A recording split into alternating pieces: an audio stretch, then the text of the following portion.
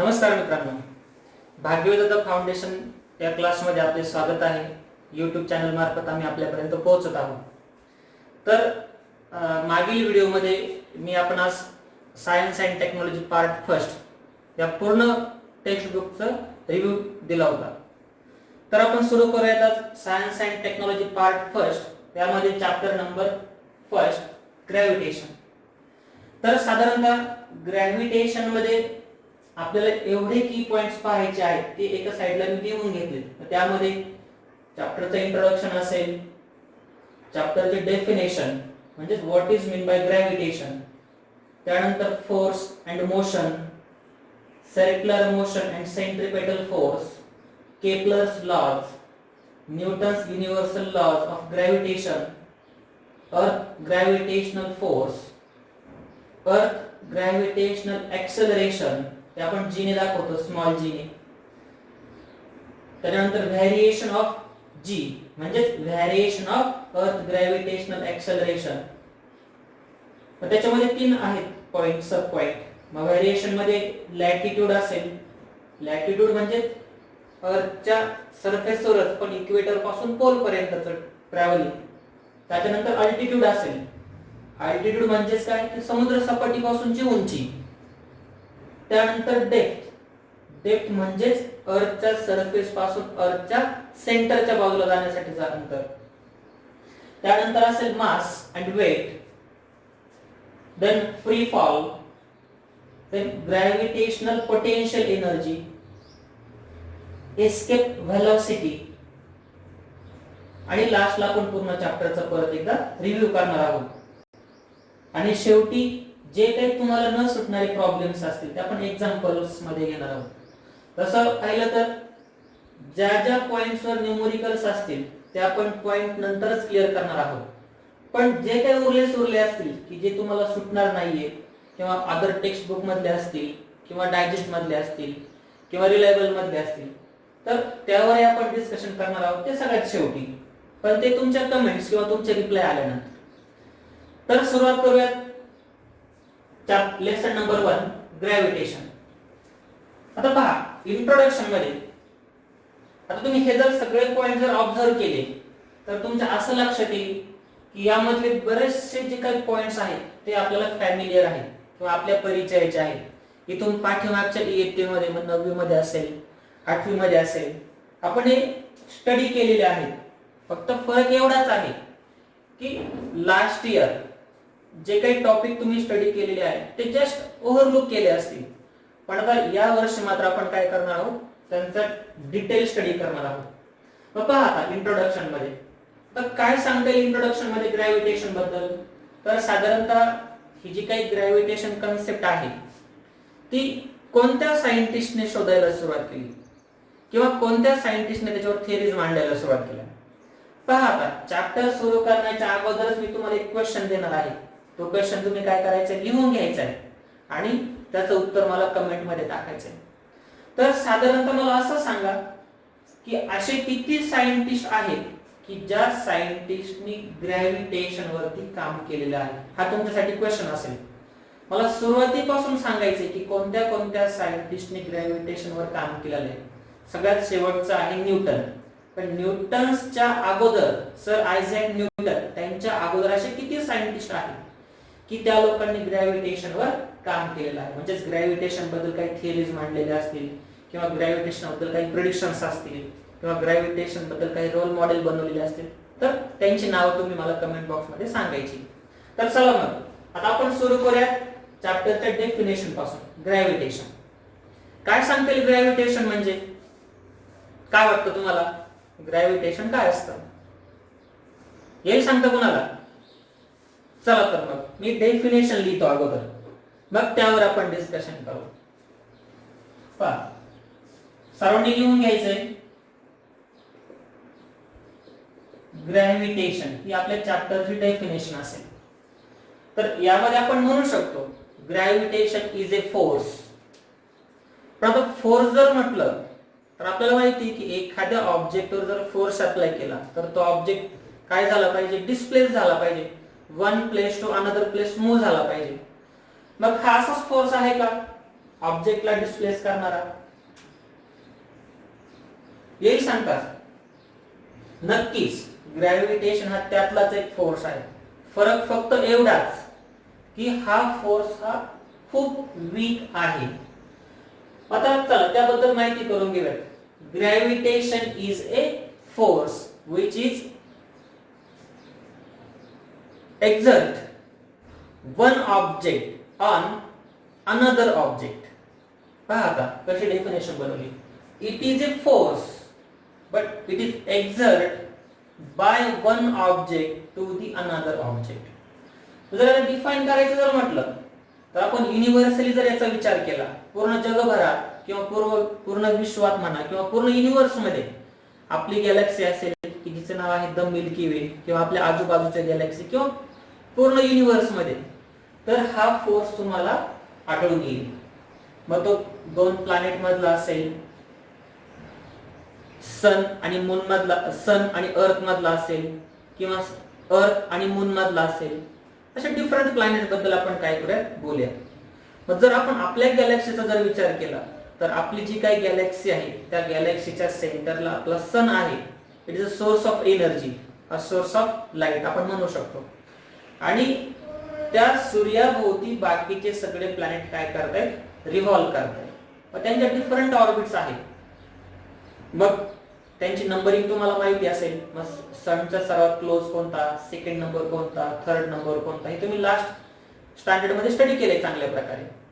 इथं आपल्याला फक्त डिस्कशन काय करायचंय की जे काही डिफरंट प्लॅनेट्स असतील त्या प्लॅनेट्स मध्ये हा फोर्स कसा आढळून येतो, मग तो काढायचा कसा, मग त्याच्यासाठी काही थिअरीज आहेत का ते आपल्याला सांगायचंय.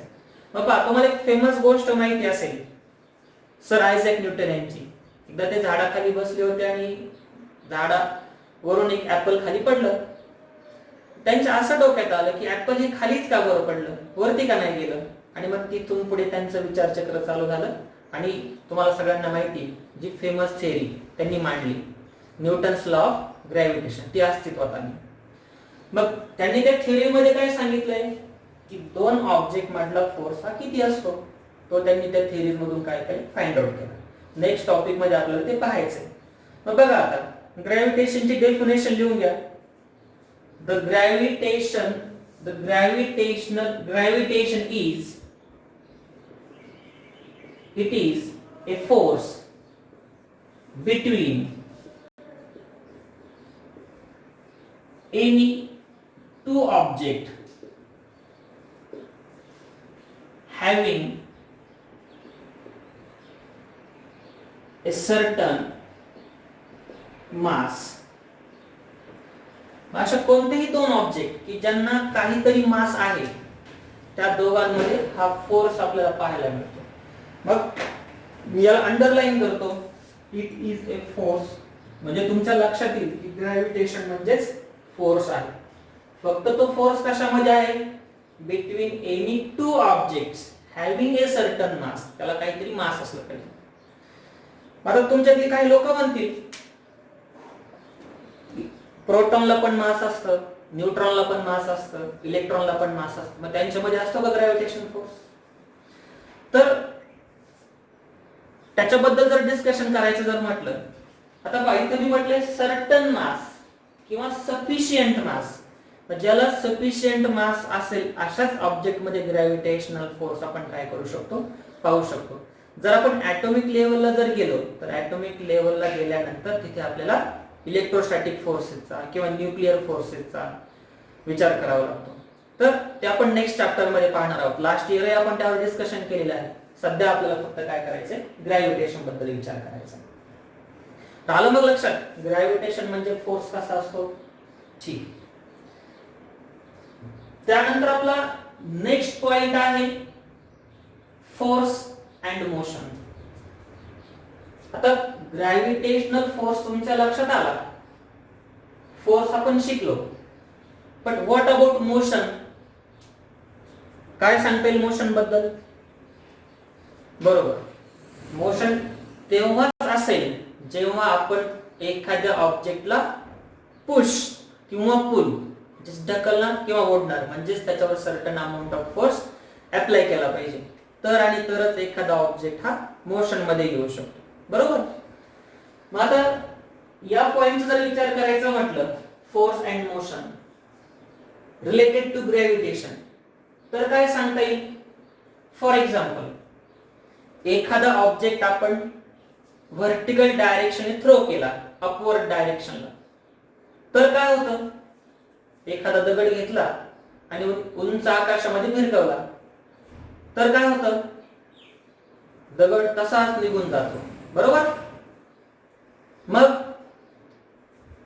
हो, सर्टन हाईट पर्यंत तो उंच उंच जाणार. तुम्ही त्याला किती जोरामध्ये फेकलाय, जोरात फेकला म्हणण्यापेक्षा आपण काय म्हणू शकतो, तुम्ही त्यावर किती फोर्स अप्लाय केला. जेवढा जास्त फोर्स तेवढी हाईट तो काय करणार, कव्हर करणार. आणि सर्टन हाईटला पोहोचल्यानंतर तो रेस्टला येणार. मग तो तिथेच थांबणार का रेस्टला आला म्हटल्यावर? नक्कीच नाही. मग आता त्या ऑब्जेक्टवर अर्थ फोर्स अप्लाय करायला सुरुवात करणार. त्याला आपण म्हणतो ग्रॅव्हिटेशनल फोर्स. आणि मग त्या फोर्समुळे तो स्टोन परत अर्थच्या बाजूला यायला सुरुवात होते. मग आपण म्हणू शकतो gravitation is a force which is exerted by earth on another object. मग तुम्ही अशाही प्रकारची डेफिनेशन लिहू शकता. It is a force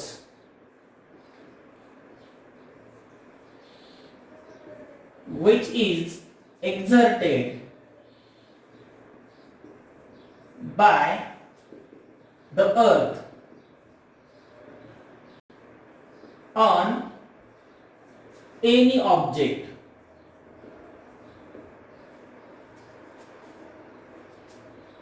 closer to the surface of earth.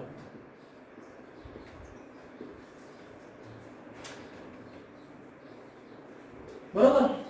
म्हणजे पहा, आता ही आपल्या मनाने आपण डेफिनेशन तयार केली. तुम्हाला एक्झामलाही चालेल, काहीच प्रॉब्लेम नाही. आणि तुमच्या लक्षात राहील, it is a force which is exerted by the earth on any object, but which object? Which those objects are closer to the surface of the earth. म्हणजे अर्थच्या सरफेसच्या क्लोज आहेत अशा सगळ्या ऑब्जेक्ट वर काय होतंय, अर्थ फोर्स अप्लाय करते. आणि त्या फोर्सला आपण काय म्हणू शकतो, ग्रॅव्हिटेशन. झालं क्लिअर? ओके. चला मग आता नेक्स्ट पॉइंट कडे आपण जाऊया.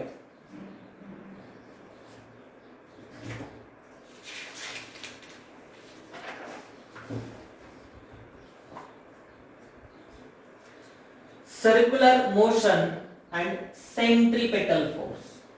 पहा आता, सर्क्युलर मोशन, तुम्ही यात्रेमध्ये गेला असाल, आकाश पाळण्यात बसला असाल. बरोबर.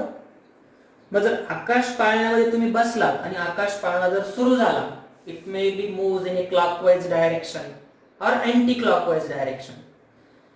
म्हणजे तो घड्याळाच्या काट्याप्रमाणे फिरत असेल किंवा त्याच्या विरुद्ध दिशेने फिरत असेल. पण तुम्ही आकाश पाळण्यामध्ये बसल्यानंतर तुमची स्वतःची जर मोशनचा विचार केला तर ती कशी असेल? चला आपण त्याचं ड्रॉइंग काढूया.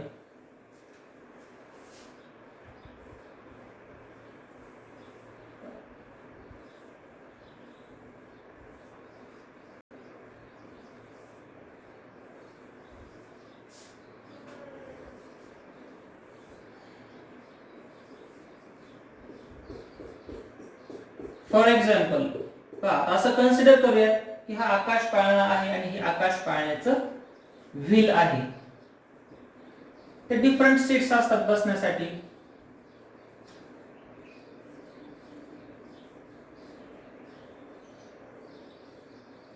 आणि त्यापैकीच एका ठिकाणी तुम्ही इथे बसलेला आहात. तुमचे बाकीचे मित्र अदर सीट्स कव्हर केलेल्या असतील असं आपण समजेल.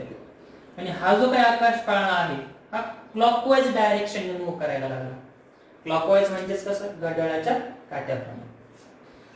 मग आता तुम्ही जर या पोझिशनला बसलेला असाल आणि आकाश पाळणा जर सुरू झाला तर तुमची मोशन कशी असेल?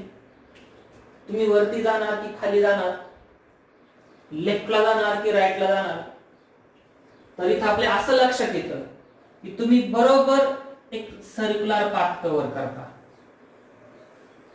तुम्ही ज्या पोझिशनला असाल, आकाश पाळण्याच्या सेंटर पासून फिक्स अंतरावर तुम्ही काय करता, एक सर्क्युलर पाथ कव्हर करता. म्हणजे अशा प्रकारे तुम्ही मोशन मध्ये आला, पण तुमची मोशन याच्या सेंटर पासून फिक्स डिस्टन्स वर आहे आणि तुम्ही एक सर्क्युलर पाथ कव्हर करता. मग तुम्ही जो पाथ कव्हर करता त्या सर्क्युलर पाथ वर असलेल्या तुमच्या मोशनला काय म्हणायचं, सर्क्युलर मोशन. बरोबर. मग आपण त्याची डेफिनेशन तयार करूयात एक्झाम मध्ये लिहिण्यासाठी. बघा आता ही डेफिनेशन तुम्ही नोटबुक मध्ये लिहून घ्यायची. व्हिडिओ लेक्चर्स पाहत असताना लेक्चर पॉज करून तुमच्या नोटबुक मध्ये लिहून घ्यायची. Circular motion. आपण आपल्या वाक्यात डेफिनेशन तयार करूया. पुस्तकासारखीच लिहिली पाहिजे असं काही कंपल्शन नाही. तुम्हाला जशी समजेल तशी फक्त बरोबर डेफिनेशन आली पाहिजे. आपण म्हणूयात, आपण स्वतःला एक ऑब्जेक्ट म्हणूयात. आता आपल्याला ऑब्जेक्टची मोशन स्टडी करायची. मग लिहायचं, it is a motion of an object. आपण मोशन मध्ये आहोत, ऑब्जेक्ट मोशन मध्ये आहे, पण कसा, सर्क्युलर पाथ कव्हर करतो. मग त्याच्या पुढे कंटिन्यू करायचं, it is a motion of an object along A circular path. Such a motion is called as circular motion.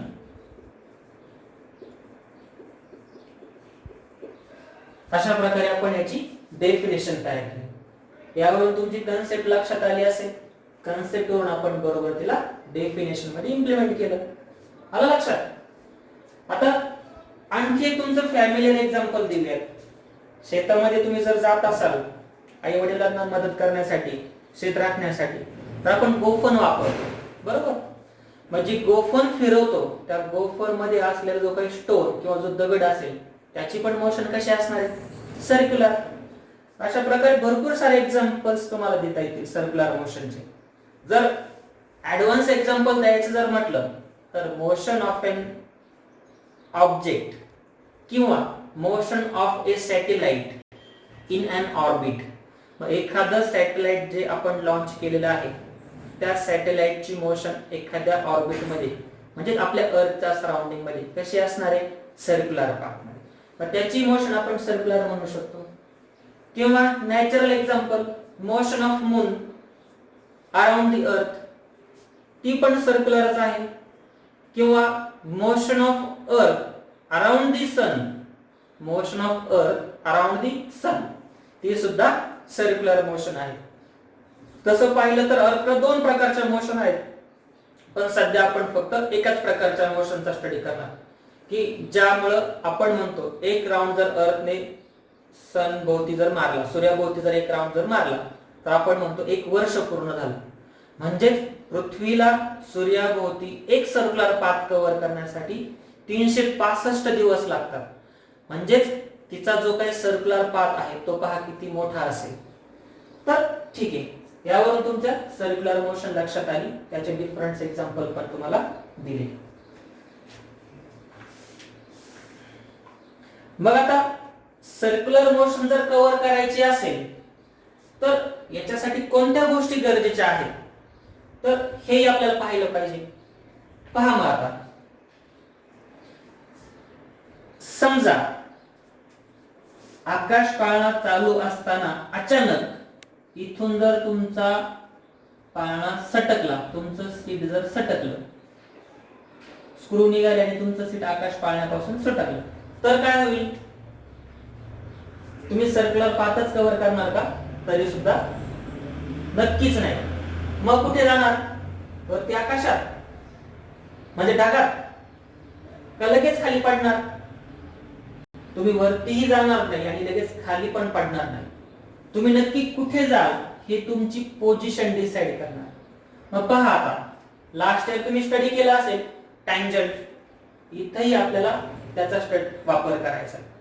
मग समजा तुम्ही या पोझिशन पासून जर फ्री झाला तर तुम्ही कुठे जाल, तुम्ही सर्क्युलर पाथ मध्ये असताना जर या पोझिशन पासून तुम्ही जर फ्री झाला तर तुम्ही कुठे जाल हे त्या पोझिशनला ड्रॉ केलेल्या टँजंट वरून लक्षात येईल. म्हणजेच तुमची जर सर्क्युलर पाथ डिस्टर्ब झाला तर तुम्ही काय करणार, टँजेन्शियल पाथ फॉलो करणार. आणि टँजेन्शियल पाथ हा स्ट्रेट लाईन असतो, त्याला आपण काय म्हणतो, लिनियर मोशन. म्हणजेच सर्क्युलर मोशन डिस्टर्ब होऊन तुम्ही लिनियर मोशन कव्हर करणार अशा प्रकारे. ठीक आहे. मग आता मला सांगा, सर्क्युलर मोशन मध्ये राहण्यासाठी कोणती गोष्ट गरजेची, फोर्स. आणि जो फोर्स या रॉडने तुमच्या सीटवर किंवा तुमच्यावर अप्लाय केला होता आणि तो फोर्स हा सेंटरच्या बाजूला होता. जो काही ऍक्सल असेल आकाश पाळण्याचा त्याच्या सेंटरच्या बाजूला होता. फोर्स हा सेंटरच्या बाजूला असल्यामुळे तुम्ही बरोबर सर्क्युलर मोशन मध्ये कव्हर करत होता. गोफणीचंही तेच असेल. गोफण ज्यावेळी आपण फिरवतो त्यावेळी त्या स्टोनला आपण आपल्या हाताच्या बाजूला खेचून धरलेलं असतं. म्हणजेच त्या स्टोनवर आपण सेंटरच्या बाजूला फोर्स अप्लाय केलेला असतो आणि तो स्टोन फिरत असतो बरोबर सर्क्युलर पाथ मध्ये. ज्यावेळी आपण त्याला रिलीज करतो त्यावेळी तो कुठे जातो, तर बरोबर ज्या पोझिशनला असेल त्या पोझिशनच्या टँजेन्शियल डायरेक्शनला तो ट्रॅव्हल करतो आणि स्ट्रेट लाईन पाथ कव्हर करतो. इथेही सेम थिंग, जोपर्यंत सेंटरच्या बाजूचा फोर्स अप्लाय करून ठेवलेला आहे तोपर्यंत सर्क्युलर पाथ आहे. फोर्स ब्रेक झाला तुम्ही तिथून पुढे टँजेन्शियल पाथ कव्हर करणार बरोबर. मग इथं आपण म्हणू शकतो टँजेन्शियल पाथ.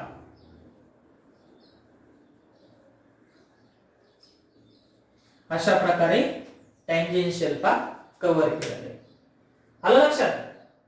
पण मग आता हा जो काही सेंटरच्या बाजूला फोर्स होता त्याला काय नाव द्यायचं, तर पहा सर्क्युलर मोशन मध्ये सेंटरच्या बाजूला जो फोर्स अप्लाय केलाय अशा फोर्सला आपण सेंट्रिपेटल फोर्स म्हणतो. मग तुमच्या असं लक्षात येईल सर्क्युलर मोशन साठी लिनियर फोर्सच्या ऐवजी सेंट्रिपेटल फोर्सची आवश्यकता असते. मग चला तर आता त्याची डेफिनेशन आपण तयार करूयात. Centripetal force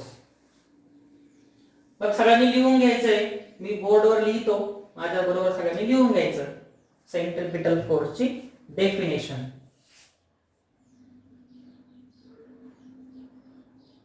centripetal force.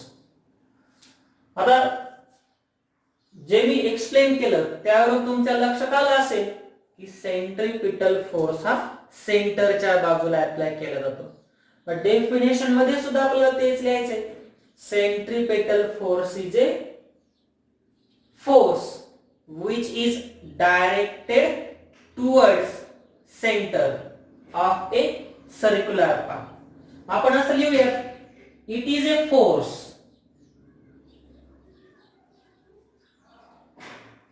पण हा कसा फोर्स आहे, सेंटरच्या बाजूला अप्लाय होणार. सर्क्युलर पाथ मध्ये सेंटरच्या बाजूला अप्लाय होणार. मग त्याला मेन्शन केलं गेलं पाहिजे. मग लिहू शकतो आपण it is a force which is directed, त्याची दिशा आपल्याला दाखवली पाहिजे. directed towards the center of a circle or circular path. ठीक आहे, आलं लक्षात. पाहतो मग आज आपण काय काय स्टडी केलं. इंट्रोडक्शन, त्यावर मी तुम्हाला एक क्वेश्चन दिला होता. त्यानंतर ग्रॅव्हिटेशन जो आपला चॅप्टर आहे त्याच्याशी रिलेटेड डेफिनेशन. त्याच्यानंतर फोर्स अँड मोशन. मग हा जो काही ग्रॅव्हिटेशन चॅप्टर आहे याच्यामध्ये आपल्याला कोणते फोर्सेस वापरायचे. आणि चौथा पॉइंट होता circular motion and centripetal force.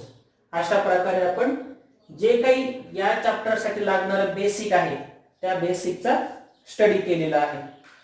तर आता याच्यामध्ये तुम्हाला होमवर्क लिहिता येईल. मग पहा आता, जसं मी तुम्हाला ग्रॅव्हिटेशन फोर्स एक्सप्लेन केला, तसाच यावर एक मी तुम्हाला आता क्वेश्चन देतो. तुम्ही असे काही फोर्सेस शोधायचे की जसं ग्रॅव्हिटेशन फोर्स काम करतो तसेच तेही काम करतात, फक्त वेगवेगळ्या लेवलला असते. मग तुम्ही लिहू शकता पुढचा क्वेश्चन होमवर्क साठी. Analyst the forces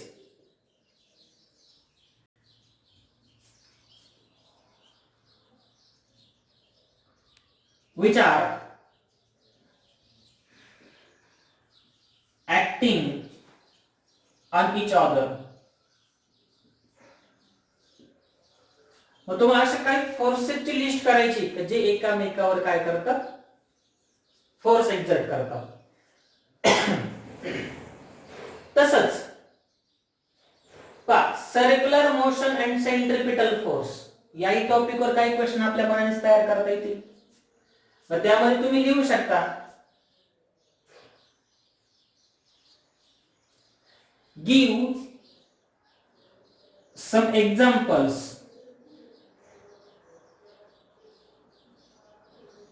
of a circular motion.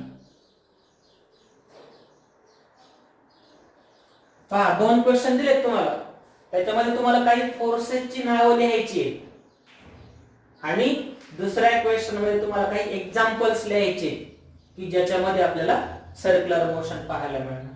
ठीक आहे. आतापैकी झालेल्या टॉपिकवर जर तुम्हाला काही डिफिकल्टीज असतील तर तुम्ही कमेंट बॉक्स मध्ये देऊ शकता किंवा आम्हाला पर्सनली किंवा आमच्या ग्रुपला तुम्ही अप्रोच होऊ शकता. उर्वरित टॉपिक आपण नेक्स्ट व्हिडिओ मध्ये कव्हर करूयात. थँक्यू.